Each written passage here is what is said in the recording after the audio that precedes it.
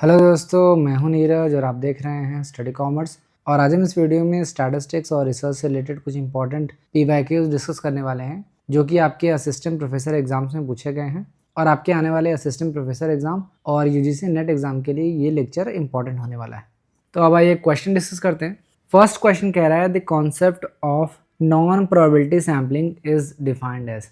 आपके सामने 4 ऑप्शन दिया गया है और आपको बताना है कि कौन सा ऑप्शन जो है वो नॉन प्रोबेबिलिटी सैम्पलिंग टेक्निक को अच्छी तरीके से एक्सप्लेन कर रहा है। मैं सारे ऑप्शंस को पढ़ दे रहा हूँ। The subset of population are chosen in a such way that it ensures a representative cross section by giving every element in the population. Second है the subset of the population in which no attempt is made to ensure a representative cross section are chosen. The subsets of the population are chosen in such a way that it ensures a representative cross section by giving single element in the population. आखिरी है the subset of the population in which several attempts are made to ensure a representative cross sections are chosen. तो एक बार देख लेते हैं कि ये जो सैम्पलिंग टेक्निक है वो कहाँ इस्तेमाल किया जाता है। देखिए, आपको रिसर्च प्रोसेस पता होगा। रिसर्च प्रोसेस में एक स्टेप आता है डेटा कलेक्शन। अब ये डेटा कलेक्शन में ही हम जो सैम्पलिंग टेक्निक है वो पढ़ते हैं, चाहे वो प्रोबेबिलिटी हो चाहे वो नॉन प्रोबेबिलिटी सैम्पलिंग हो। यानी जब हम सूचनाएं एकत्रित करना चाहते हैं तो जो सूचना एकत्रित करने के जो तरीके हैं जिन्हें हम सैम्पलिंग टेक्निक कहते हैं, वहीं से क्वेश्चन यहाँ पे पूछा गया। तो पढ़ लेते हैं एक बार सैम्पलिंग मेथड्स कौन कौन से हैं। देखिए, हमारे पास मेनली 2 टेक्निक्स हैं। फर्स्ट है प्रोबेबिलिटी टेक्निक, जिसे हम रैंडम सैम्पलिंग टेक्निक भी कहते हैं, और दूसरा है नॉन प्रोबेबिलिटी सैम्पलिंग टेक्निक, या इसे हम नॉन रैंडम सैम्पलिंग टेक्निक भी कहते हैं। और यहीं से एग्जाम में क्वेश्चन आपसे पूछ लिया जाता है और अभी यहीं से क्वेश्चन पूछा गया। तो सबसे पहले जान लेते हैं कि प्रोबेबिलिटी सैम्पलिंग टेक्निक क्या होता है। देखिए, प्रोबेबिलिटी सैम्पलिंग टेक्निक वो टेक्निक है जहाँ पे हर आइटम को सेलेक्ट होने के लिए एज अ सैम्पल 100% चांस होता है। 100% चांस होता है, यानी every element of the population has equal chance of getting selected in the sample. यहाँ पे देखिए वही लिखा गया है, every element chosen has a known probability of being included. समझ में आया? जब 100% चांस होगा हर एलिमेंट का कि वो एज अ सैम्पल सेलेक्ट हो जाए तो उसे हम प्रोबेबिलिटी सैम्पलिंग टेक्निक कहते हैं।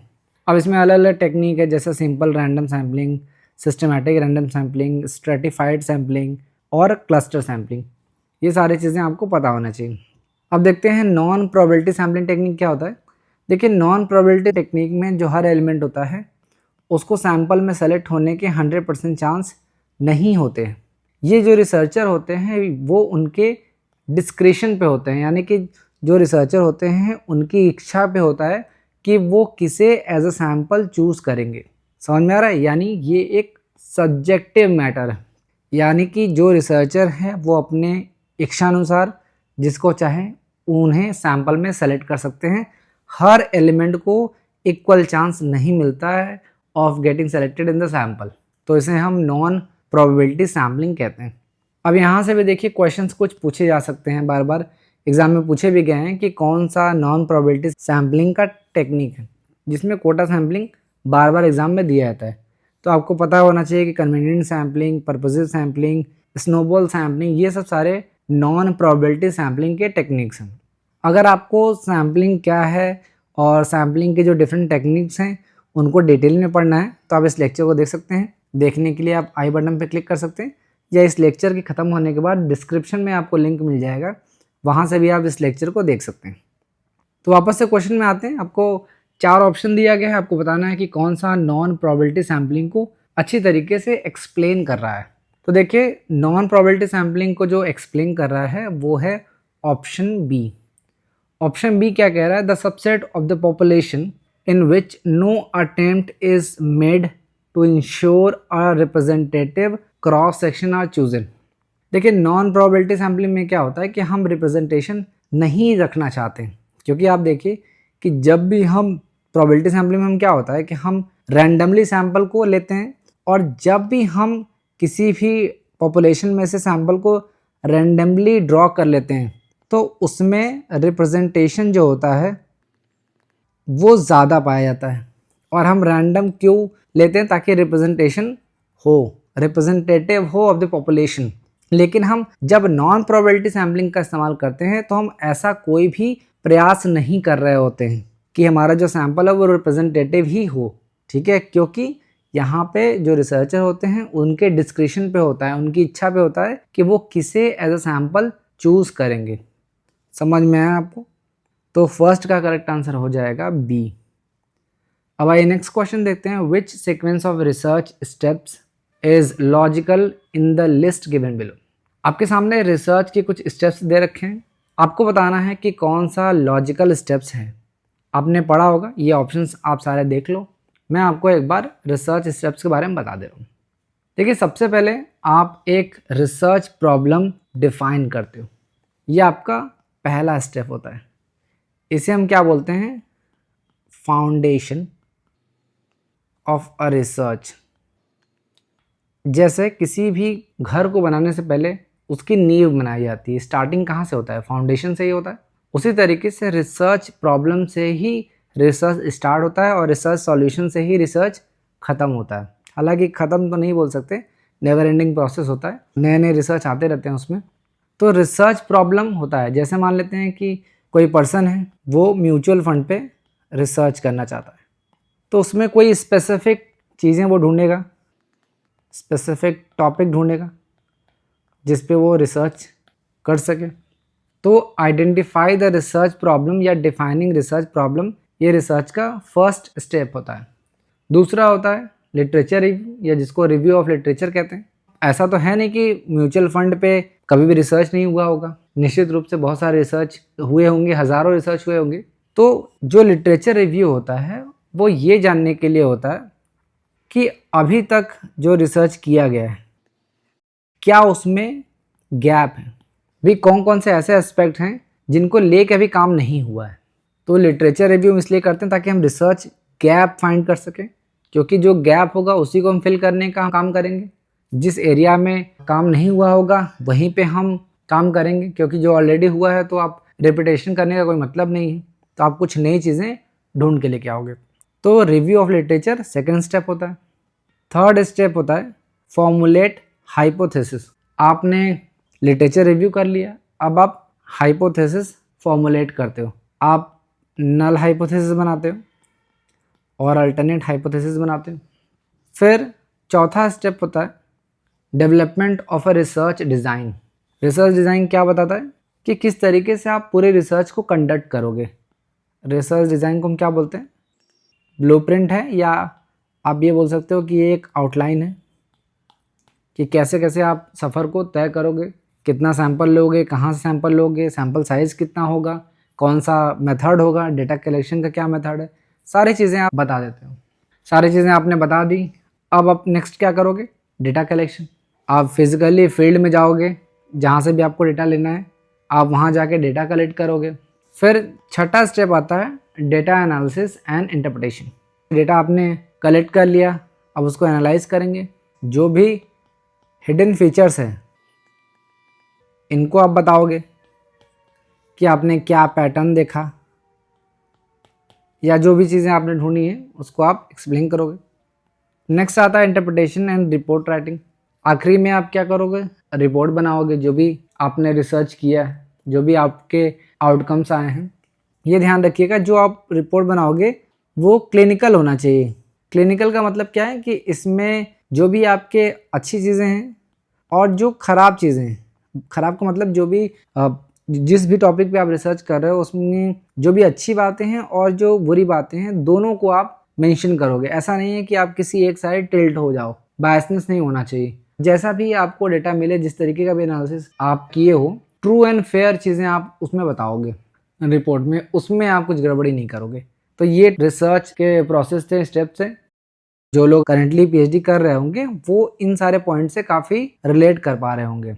तो ये 7 स्टेप है रिसर्च प्रोसेस का। देखिए एग्जैक्टली 7 स्टेप नहीं होता है, थोड़ा बहुत चेंजेस होते रहते हैं, लेकिन जो एक ब्रॉड आइडिया है वो यही होता है, यही रिसर्च का स्टेप्स हैं। तो वापस से क्वेश्चन पे आते हैं, सारे ऑप्शन को इवेलुएट कर लेते हैं। तो फर्स्ट जो स्टेप होता है वो होता है identify the research problem. Problem formulation जिस ऑप्शन में नहीं है उसको आप एलिमिनेट कर सकते हैं। दूसरा देखिए यहाँ पे दिया है फर्स्ट ऑप्शन में एनालिसिस, तो डायरेक्ट आप एनालिसिस तो कर ही नहीं सकते, तो ये ऑप्शन नहीं हो सकता है। सी वाला में देखते हैं, लिखा है प्रॉब्लम फॉर्मुलेशन, ये फर्स्ट स्टेप होगा। दूसरा है हाइपोथेसिस मेकिंग। डी वाले में देख लेते हैं deciding the sample and data collection tools, direct ये भी नहीं कर सकते हैं। तो सबसे पहले क्या करेंगे, प्रॉब्लम फॉर्मुलेशन होगा। दूसरा जो स्टेप होगा वो हाइपोथेसिस मेकिंग होगा। तीसरा रिसर्च डिज़ाइन हम डेवलप करेंगे।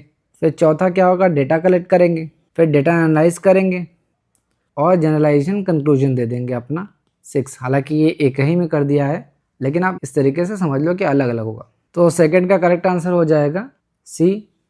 अब आइए नेक्स्ट क्वेश्चन देखते हैं। Probable error is use to, देखिए प्रोबेबल एरर को हम पीई कहते हैं। आपको बताना है कि प्रोबेबल एरर का इस्तेमाल क्या करने में हम करते हैं। आपके ऑप्शन हैं to test reliability of correlation coefficient, to measure the error in correlation coefficient, both A and B, या नन ऑफ द अबव। देखिए प्रोबेबल एरर जो होता है ना, वो दो चीज़ों को देखने के लिए किया जाता है। पहला, आर की जो वैल्यू आती है यानी कोएफिशिएंट ऑफ कोरिलेशन जो आती है उसकी रिलायबिलिटी और डिपेंडेबिलिटी, ठीक है। तो probable error is used to test the reliability and dependability of correlation coefficient. तो थर्ड का करेक्ट आंसर हो जाएगा ए। अब यहाँ पे कुछ चीज़ें समझ लो, सिर्फ आंसर देने से मतलब नहीं है, मैं सारी चीज़ों को अच्छी तरीके से समझ जाऊँगा। अब देखिए प्रोबेबल एरर का उपयोग यह देखने के लिए किया जाता है कि आपका जो कोरिलेशन कोएफिशिएंट है वो कितना सिग्निफिकेंट है, कितना सिग्निफिकेंट है, ये देखने के लिए किया जाता है। अब सिग्निफिकेंट का क्या मतलब है, देखो जो कोरिलेशन की वैल्यू आपने कैलकुलेट की, आप क्या करते हो, कोरिलेशन की वैल्यू कैलकुलेट करते हो, मान लेते हैं आता है 0.804, या इसको हम शॉर्ट में 80% कर दें, ज़्यादा क्लियर होगा।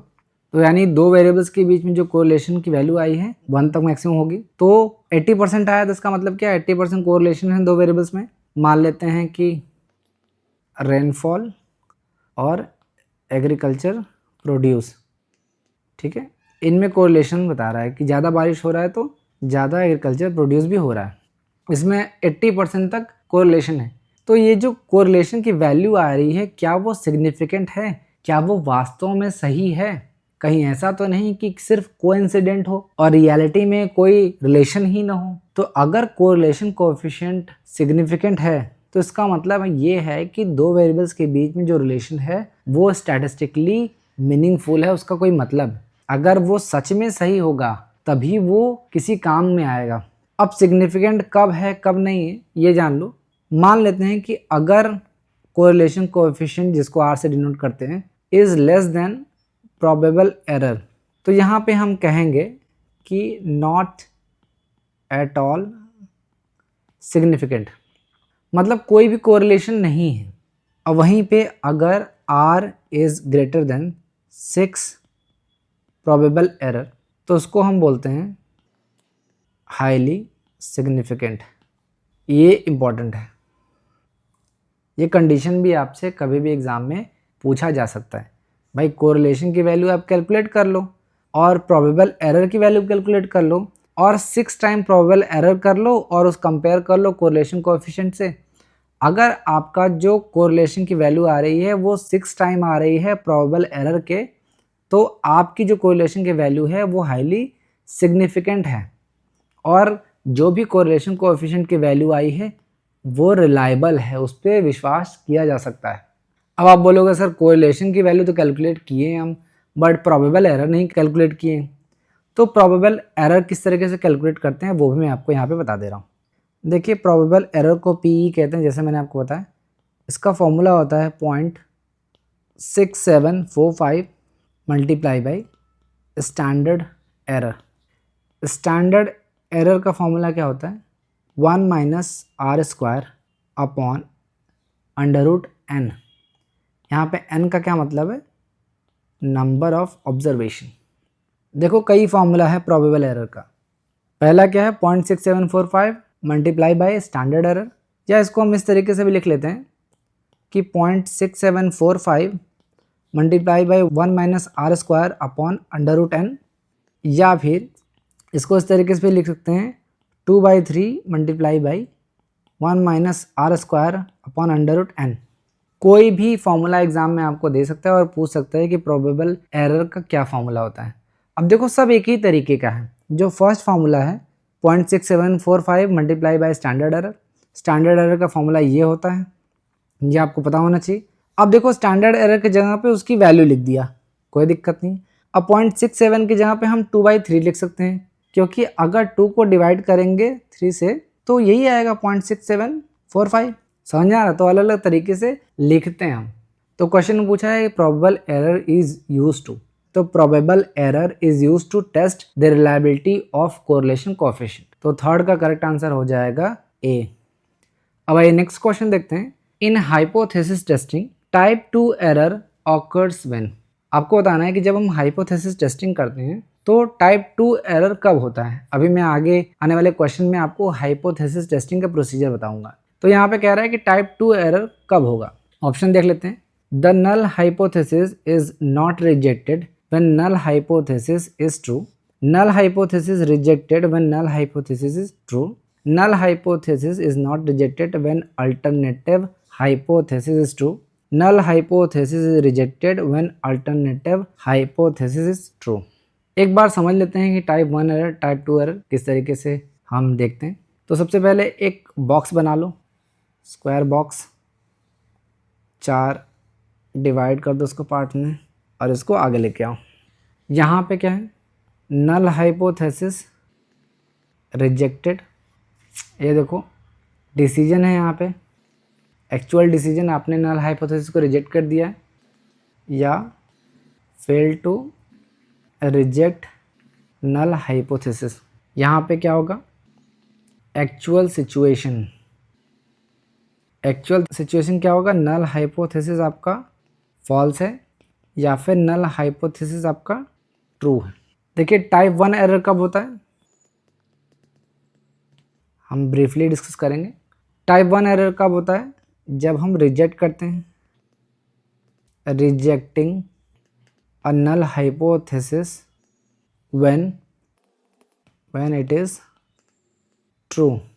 टाइप 1 एरर जो है वो कब होता है, रिजेक्टिंग अ नल हाइपोथेसिस। देखिए नल हाइपोथेसिस को हम रिजेक्ट कर रहे हैं व्हेन इट इज ट्रू, तो ये टाइप 1 एरर होता है। और टाइप 2 एरर कब होता है, मैं लिख दे रहा हूँ साथ के साथ, when you fail to reject null hypothesis when it is false. देखिए when you fail to reject, fail to reject का क्या मतलब है कि आप एक्सेप्ट कर ले रहे हो, समझ में आ रहा है। जब नल हाइपोथेसिस आपका फॉल्स है तो इसे हम टाइप 2 एरर करते हैं। एक चीज़ का बहुत अच्छे तरीके से ध्यान रखना कि जो टाइप 1 एरर है ये हमेशा रिजेक्शन से रिलेटेड होता है, और टाइप 2 एरर जो होता है वो एक्सेप्टेंस से रिलेटेड होता है। ये चीज़ें ध्यान रखना, टाइप 1 एरर जो होता है वो रिजेक्शन से रिलेटेड होता है, टाइप 2 एरर जो होता है वो एक्सेप्टेंस से रिलेटेड होता है, रिजेक्शन एक्सेप्टेंस, ये ध्यान रखना। तो वापस से क्वेश्चन पे आते हैं। क्वेश्चन में आपसे क्या पूछा है, टाइप 2 एरर कब होगा। तो मैंने आपको बताया था कि टाइप 2 एरर जो है वो एक्सेप्टेंस से रिलेटेड होता है, यही बताया था। तो जिस भी ऑप्शन में रिजेक्शन है इसको आप एलिमिनेट कर दीजिए, यानी कि बी और डी जो है वो नहीं होगा, क्योंकि जो टाइप 1 एरर होता है वो रिजेक्शन से रिलेटेड होता है। समझ में आया आपको। तो सारे ऑप्शंस को इवेलुएट कर लेते हैं। पहला है null hypothesis is not rejected when null is true. देखिए मैंने आपको क्या बताया था, नॉट रिजेक्टेड का क्या मतलब है, fail to reject. Type 2 error में मैंने क्या बताया था, when you fail to reject null hypothesis when it is, यानी नल हाइपोथेसिस इज फॉल्स। ये होता है ना, when you fail to reject null hypothesis when it is false, तो टाइप 2 एरर होता है। यहाँ पे क्या लिखा है, ट्रू। तो नल हाइपोथेसिस आपका ट्रू नहीं होना चाहिए बल्कि फॉल्स होना चाहिए, तो ये भी नहीं होगा। अब देखिए the null hypothesis is not rejected when alternative hypothesis is true. देखिए जब टाइप 2 एरर होता है तो उसमें हम क्या देखते हैं, ये देखते हैं ना कि जो नल हाइपोथेसिस है इज नॉट रिजेक्टेड या fail to reject null hypothesis when it is false. देखिए जब नल हाइपोथेसिस को फॉल्स माना जाता है तो हम ये कहते हैं कि अल्टरनेट हाइपोथेसिस जो है वो ट्रू होगा। तो हम इस तरीके से भी कह सकते हैं कि when you fail to reject null hypothesis when it is false और alternate hypothesis is true, it is type 2 error. समझ में आया आपको? अगर आपको अभी भी कोई डाउट है या आपको नहीं समझ में आ रहा है तो आप आई बटन पे क्लिक करके देख सकते हैं, या डिस्क्रिप्शन में भी मैंने आपको लिंक प्रोवाइड किया है टाइप 1 और टाइप 2 एरर का, वहां से आप डिटेल में इस चीज़ को पढ़ सकते हैं। एक चीज़ हमेशा ध्यान रखिएगा कि टाइप 2 एरर में जो लाइन मैंने लिखवाई है कि when you fail to reject null hypothesis when it is false, it is false का क्या मतलब है? नल हाइपोथेसिस फॉल्स होना चाहिए। अगर नल हाइपोथेसिस के बारे में यहाँ नहीं मेंशन है तो आप H1 बोलते हैं, अल्टरनेट हाइपोथेसिस को दिखाता है, वो नल हाइपोथेसिस का उल्टा होगा। अगर नल हाइपोथेसिस फॉल्स है तो अल्टरनेट हाइपोथेसिस ट्रू होगा। तो इस तरीके से फोर्थ का करेक्ट आंसर हो जाएगा सी। अब आइए नेक्स्ट क्वेश्चन देखते हैं। If one knows that yield and rainfall are closely related then one wants to know the amount of rain required to achieve a certain production for this purpose which of the following analysis should be used. एक व्यक्ति ये जानता है कि yield यानी पैदावार या जिसको उपज कहते हैं और रेनफॉल यानी बारिश में क्लोजली रिलेटेड है। तो वो व्यक्ति ये जानना चाहता है कि अगर हमें कोई सर्टेन प्रोडक्शन प्राप्त करनी है तो कितनी बारिश की ज़रूरत है। अगर हमें इस चीज़ को फाइंड आउट करना है तो किस एनालिसिस का हम इस्तेमाल करेंगे। आपके ऑप्शन है रिग्रेशन एनालिसिस, कोएफिशिएंट कोरिलेशन, या स्कैटर्ड प्लॉट्स या डायग्राम, या none of these. Regression analysis जो है वो प्रिडिक्शन करने में हमें हेल्प करता है। अगर हमें इंडिपेंडेंट वेरिएबल की वैल्यू जो है वो नोन है तो डिपेंडेंट वेरिएबल हमें फाइंड करने में हेल्प करता है। जैसे अगर yield नोन है तो हम रेनफॉल को प्रिडिक्ट कर सकते हैं। समझ में आया? इसी तरीके से अगर हमें एडवर्टीजमेंट मनी पता है तो हम सेल्स जो है वो फाइंड कर सकते हैं। यानी एक वेरिएबल की वैल्यू अगर हमें पता है तो दूसरी हम आइडेंटिफाई कर सकते हैं। कोरिलेशन कोएफिशिएंट क्या है? दो वेरिएबल्स के बीच में रिलेशन बताता है, सिंपल, और उसकी वैल्यू को हम कैलकुलेट करते हैं जिसे R से डिनोट करते हैं और इसी को हम कोएफिशिएंट ऑफ कोरिलेशन कहते हैं। स्कैटर्ड प्लॉट्स या डायग्राम क्या होता है? जब हम कोरिलेशन को डायग्रामेटिकल फॉर्म में प्रेजेंट करते हैं तो उसे हम स्कैटर्ड प्लॉट या डायग्राम कहते हैं। तो इसका करेक्ट आंसर क्या हो जाएगा? ए, रिग्रेशन एनालिसिस। क्योंकि यहाँ पे आप देख रहे हो कि सर्टेन प्रोडक्शन अगर हमें करना है तो रेनफॉल कितनी होगी, कितनी अमाउंट ऑफ रेन की ज़रूरत है, ये हमें पता करना है, तो हम रिग्रेशन एनालिसिस से कर सकते हैं। अगर आप रिग्रेशन एनालिसिस और कोरिलेशन डिटेल में पढ़ना चाहते हैं तो आप आई बटन पे क्लिक करके देख सकते हैं, या डिस्क्रिप्शन में भी मैंने उसका लिंक प्रोवाइड करा दिया है, वहाँ से आप डिटेल में ये दोनों टॉपिक को अच्छी तरीके से समझ सकते हैं, क्योंकि हर बार यहाँ से क्वेश्चन जरूर पूछे जाते हैं। तो फिफ्थ का करेक्ट आंसर हो जाएगा ए। अब आइए नेक्स्ट क्वेश्चन देखते हैं। It is a special non-probability method used when desired sample characteristics is rare। आपको 4 सैम्पलिंग टेक्निक दिए गए हैं, panel sampling, snowball sampling, convenience sampling या पर्पसिव सैम्पलिंग। आपको बताना है कि दिए गए जो चारों सैम्पलिंग मेथड है उनमें से कौन सा एक नॉन प्रोबेबिलिटी मेथड है जिसका इस्तेमाल हम तब करते हैं जब जो सैम्पल कैरेक्टरिस्टिक्स हैं वो रेयर होते हैं, मतलब सैम्पल को ढूंढना काफ़ी रेयर है, आसानी से वो नहीं मिलते। तो कौन सा नॉन प्रोबेबिलिटी मेथड का इस्तेमाल हम करते हैं? तो वो है स्नोबॉल सैम्पलिंग। स्नोबॉल को हम चेन सैम्पलिंग के नाम से भी जानते हैं। अब देखिए, जब भी हम किसी ऐसे टॉपिक पे काम कर रहे होते हैं जहाँ पे सैंपल लेना बहुत मुश्किल है या ढूंढना उसको बहुत मुश्किल है, तो वहाँ पे हम स्नोबॉल सैम्पलिंग का इस्तेमाल करते हैं। जैसे मान लीजिए हमें ये पता करना है कि जो लोग ड्रग्स लेते हैं उन पे इम्पैक्ट है वो किस तरीके से पड़ता है। जैसे हम आप डिसीजन लेते हैं तो वो नॉर्मल डिसीजन हो सकता है, लेकिन अगर कोई व्यक्ति 24 घंटा ड्रग्स में डूबा हुआ है, ड्रग्स ले रहा है या जो इस तरीके के प्रोहिबिटेड ड्रग्स हैं वो कंज्यूम कर रहा है, तो वो किस तरीके से डिसीजन ले रहा है। तो जो ड्रग्स लेने वाले पर्सन हैं वो आपको मार्केट में ऐसे नहीं मिलेंगे, बहुत रेयर है उनको ढूंढना।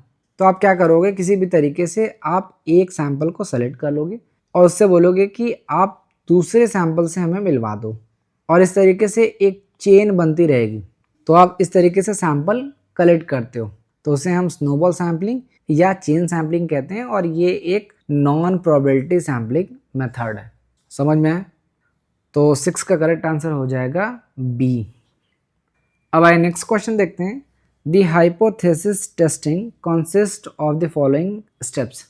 आपको हाइपोथेसिस टेस्टिंग प्रोसीजर का जो भी स्टेप्स है वो सीक्वेंसली बताना है। आपके ऑप्शन है established a level of significance prior to sampling, defining rejection और critical region, state the hypothesis, determining suitable test statistic. आपको सीक्वेंस बताना है, ये आपके सामने ऑप्शंस दिए गए। तो देखिए हाइपोथेसिस टेस्टिंग जो है वो बहुत इंपॉर्टेंट है। जैसे अभी आपने पढ़ा कि रिसर्च का प्रोसेस क्या होता है। सबसे पहले आप प्रॉब्लम फॉर्मुलेशन करते हैं, फिर आप लिटरेचर रिव्यू करते हैं, फिर हाइपोथेसिस बनाते हैं। तो हाइपोथेसिस को बनाने के बाद आगे हम उसको टेस्ट भी करते हैं। जो प्रोसीजर मैंने अभी आपको बताया शायद उसमें वो स्टेप नहीं था, बट हाइपोथेसिस टेस्टिंग भी बहुत ज़्यादा इंपॉर्टेंट है। तो हाइपोथेसिस टेस्टिंग के कुछ प्रोसीजर्स हैं, यानी कुछ सीक्वेंस हैं, कुछ स्टेप्स हैं जिनके थ्रू होकर हम हाइपोथेसिस को टेस्ट करते हैं। वही यहाँ पे आपसे क्वेश्चन पूछा गया। तो देखिए सबसे पहला स्टेप होता है सेटअप अ हाइपोथेसिस। सबसे पहले हम हाइपोथेसिस को सेट करते हैं, जिसमें हम नल हाइपोथेसिस और अल्टरनेट हाइपोथेसिस बनाते हैं। उसके बाद हम सुटेबल सिग्निफिकेंस लेवल सेट करते हैं। फिर हम क्या करते हैं, सिग्निफिकेंस लेवल जिसको हम अल्फ़ा से डिनोट करते हैं वो सेट करते हैं, चाहे वो 1% पे हो, 5% पे हो या 10% पे हो। जनरली जो कॉमर्स स्टूडेंट है वो 5% पे लेवल ऑफ सिग्निफिकेंस जो है वो सेट करते हैं। तीसरा स्टेप होता है determine a suitable test statistic, यानी कि हम कौन से स्टैटिस्टिकल टेस्ट यूज़ करेंगे। क्या हम टी टेस्ट यूज़ कर रहे हैं, जेड टेस्ट यूज़ कर रहे हैं, या कोई और स्टैटिस्टिकल टेस्ट यूज़ करने वाले हैं, ये हमें निश्चित करना होता है, डिटरमाइन करना होता है। उसके बाद चौथा जो स्टेप होता है वो होता है डिटरमाइन द क्रिटिकल रीजन। चौथा स्टेप क्या है, क्रिटिकल रीजन डिटरमाइन करना। ये देखिए नॉर्मल डिस्ट्रीब्यूशन कर्व है, ये जो एरिया है इसी को हम क्रिटिकल रीजन या रिजेक्शन रीजन कहते हैं, कि हमारा डेटा अगर इस एरिया में फॉल करेगा तो हम इसको रिजेक्ट कर देंगे। उसके बाद पांचवा जो स्टेप होता है वो होता है, मैं यहाँ पे लिख दे रहा हूँ, दिया नहीं गया है, परफॉर्म कंप्यूटेशन। अब हम क्या करते हैं कि कैलकुलेटेड वैल्यू जिसे हम कैलकुलेट करते हैं, इसीलिए इसे हम कैलकुलेटेड वैल्यू कहते हैं। परफॉर्म कंप्यूटेशन का मतलब क्या है कि वैल्यूज़ को कैलकुलेट करते हैं।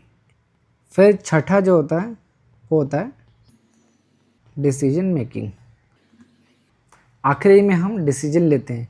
क्या लेते हैं कि नल हाइपोथेसिस को हमने रिजेक्ट कर दिया है या रिजेक्ट नहीं किया।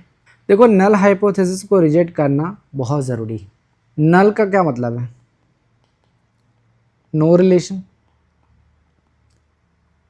ठीक है। तो अगर हम ये कहते हैं कि ज़्यादा समय तक पढ़ने से और रिजल्ट में कोई रिलेशन नहीं है, तो अगर कोई रिलेशन ही नहीं है आपके जो हाइपोथेसिस है तो आप रिसर्च ही क्यों कर रहे हो। जाहिर सी बात है कि अगर दो चीज़ों में आपने हाइपोथेसिस बनाया है तो रिलेशन होगा, नहीं होगा तो आप रिसर्च क्यों करोगे। कोई रिलेशन होगा, उसके पीछे कारण ढूंढना चाहोगे आप। तो नल हाइपोथेसिस को हमेशा रिजेक्ट किया जाता है। तो हम डिसीजन कैसे लेते हैं, देखिए डिसीजन लेने के लिए हमारे पास दो मेथड्स हैं। एक तो होता है कि हम कैलकुलेटेड वैल्यू और टेबल वैल्यू। टेबल वैल्यू आपको जेड टेबल या टी टेबल या जो भी टेबल यूज़ कर रहे हैं आप, जो भी टेस्ट स्टैटिस्टिक यूज़ कर रहे हैं उस टेबल से मिल जाएगा टेबल वैल्यू, और जो भी वैल्यूज़ आपने कैलकुलेट किया है जिसे हम कैलकुलेटेड वैल्यू कहते हैं, इन दोनों के कंपैरिजन से हम कैलकुलेट कर सकते हैं। या फिर पी वैल्यू और अल्फ़ा, इन दोनों को हम कंपेयर करके कर सकते हैं। एक एक करके देख लेते हैं। पहला, अगर हम कैलकुलेटेड वैल्यू और टेबल वैल्यू को लेते हैं तो अगर आपका कैलकुलेटेड वैल्यू अगर ज़्यादा आ जाता है टेबल वैल्यू से तो इस कंडीशन में आप नल हाइपोथेसिस को रिजेक्ट कर सकते हैं। रिजेक्शन का नियम बता रहा हूँ मैं, दोनों से सेम रिजल्ट आएगा, कोई भी मेथड आप इस्तेमाल कर लो। सेकेंड मेथड क्या है कि जो पी वैल्यू है, पी वैल्यू का क्या मतलब है, प्रोबेबिलिटी वैल्यू। पी वैल्यू अगर लेस देन आया अल्फ़ा से तो भी आप नल हाइपोथेसिस को रिजेक्ट कर सकते हैं। तो ये दोनों जो मेथड्स हैं वो बहुत इंपॉर्टेंट है, एग्जाम में पूछा जा सकता है। तो ये था हाइपोथेसिस टेस्टिंग प्रोसीजर। तो 7th का करेक्ट आंसर हो जाएगा बी। अब बढ़ते हैं आगे। नेक्स्ट क्वेश्चन कह रहा है which technique is generally followed when population is finite. Finite का मतलब क्या है? फिक्स्ड। अगर आपका पॉपुलेशन फाइनाइट है तो कौन सा सैम्पलिंग टेक्निक हम इस्तेमाल करेंगे? आपके ऑप्शन है systematic sampling, purposive sampling, area sampling या नन ऑफ द अबव। देखिए ये स्ट्रेट फॉरवर्ड क्वेश्चन है, कई बार आपसे ये क्वेश्चन पूछा जा चुका है, तो ये तो एक अच्छी तरीके से समझ लो। देखिए जनरली हम क्या करते हैं कि जब आपका जो पॉपुलेशन है वो इनफाइनाइट होता है तो जाहिर सी बात है हम सारे जो सैंपल है, जो भी पॉपुलेशन के जो भी हर एलिमेंट है उनको ले नहीं सकते, तो हम क्या करते हैं सैंपल लेते हैं और वहाँ पर रिप्रेजेंटेशन देखने के लिए हम क्या करते हैं रैंडम सैम्पलिंग का इस्तेमाल करते हैं। यानी इनफाइनाइट पॉपुलेशन है तो हम क्या करेंगे रैंडम सैम्पलिंग इस्तेमाल करेंगे, और जब पॉपुलेशन फाइनाइट है तो वहाँ पे हम क्या करेंगे सिस्टमैटिक सैम्पलिंग का इस्तेमाल करते हैं, सिस्टमैटिक सैम्पलिंग टेक्निक। यहाँ पे क्वेश्चन में आपसे क्या पूछ लिया है फाइनाइट, तो फाइनाइट है तो हम सिस्टमैटिक सैम्पलिंग का इस्तेमाल करेंगे। अगर इनफाइनाइट अगर नेक्स्ट क्वेश्चन में पूछ दे तो आप क्या करेंगे रैंडम सैम्पलिंग का इस्तेमाल करेंगे। तो 8th का करेक्ट आंसर हो जाएगा ए। अब आइए नेक्स्ट क्वेश्चन देखते हैं।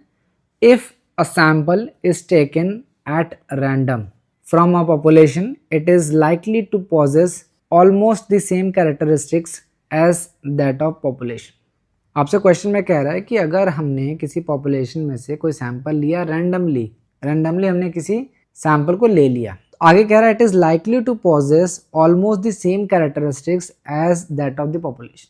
तो जो सैंपल हमने लिया है उनमें वो सारे कैरेक्टरिस्टिक्स होंगे जो एक पॉपुलेशन में रहे होंगे, उसी पॉपुलेशन से लिया गया है तो ज़्यादातर जो कैरेक्टरिस्टिक्स हैं वो होंगे। आगे क्वेश्चन पूछ रहा है which one of the following laws states the above theme. जो ऊपर बात किया जा रहा है वो किस लॉ के बारे में है, ये आपसे क्वेश्चन पूछ रहा है। आपके ऑप्शन है law of inertia of large numbers, law of statistical regularity, law of persistence of small numbers, law of optimization. तो एक एक करके सारे लॉस को पढ़ लेते हैं। पहला है law of inertia of large number. Law of inertia of large number ये कहता है कि larger the sample size more accurate the result will be. मैं लिख देता हूँ नहीं तो आप भूल जाओगे। Larger the sample size more accurate the result will B.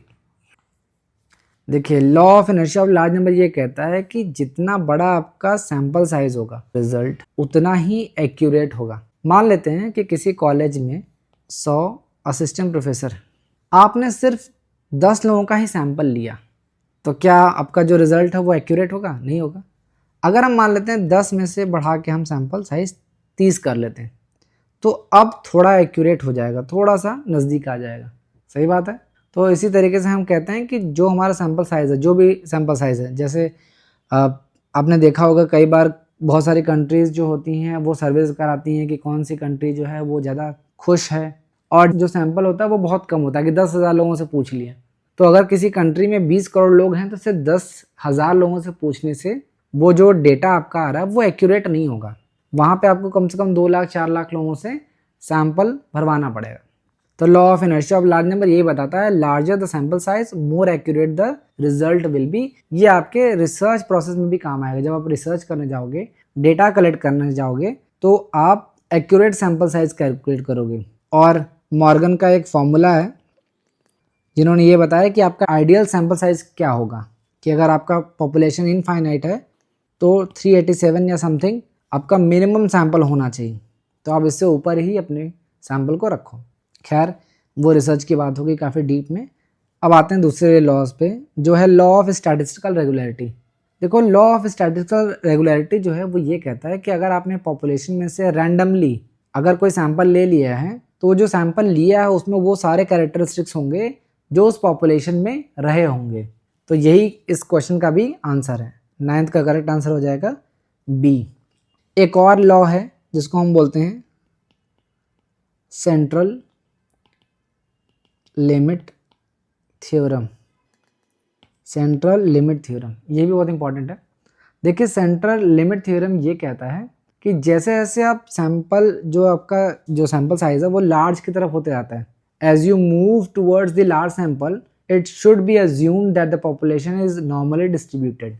जैसे जैसे आप स्मॉल से लार्ज की तरफ बढ़ते जाते हो आपका जो डिस्ट्रीब्यूशन है वो नॉर्मल होने लगता है, यानी स्टैंडर्ड नॉर्मल डिस्ट्रीब्यूशन हो जाता है। ये छोटा सा सेंट्रल लिमिट थ्योरम था। खैर 9th का करेक्ट आंसर हो जाएगा बी।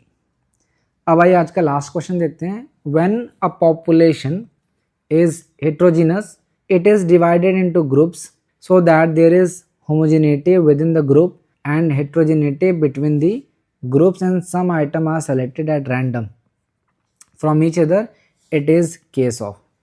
क्वेश्चन में कह रहा है कि एक पॉपुलेशन है, पॉपुलेशन आपका हेट्रोजीनस है। अब कह रहा है इस पॉपुलेशन में से ग्रुप बना दिए हमने, देखो डिवाइडेड इनटू ग्रुप्स, ग्रुप्स को हम क्या बोलते हैं, स्ट्राटा बोलते हैं, ठीक है। और ये जो ग्रुप है वो होमोजीनस है। अब कह रहा है इस होमोजीनस में से हमने सैंपल लिया है। सैंपल कैसे लिया है, यहाँ पे देखो रैंडम, रैंडम लिया है मतलब प्रोबेबिलिटी सैम्पलिंग टेक्निक है, सैंपल लिया है। तो इसे हम क्या बोलेंगे, इसे हम बोलेंगे स्ट्रेटिफाइड रैंडम सैम्पलिंग। स्ट्रेटिफाइड में हम क्या करते हैं, एक पॉपुलेशन को छोटे छोटे होमोजीनस ग्रुप में जिन्हें हम स्ट्राटा कहते हैं उनको डिवाइड कर देते हैं, फिर हम रैंडमली सैंपल ले लेते हैं। इसे हम बोलते हैं स्ट्रेटिफाइड रैंडम सैम्पलिंग। देखिए आपको ये सारे चीज़ें जो क्लस्टर रैंडम सैम्पलिंग है, सिस्टमैटिक है, कोटा सैम्पलिंग है, ये बहुत अच्छी तरीके से आनी चाहिए।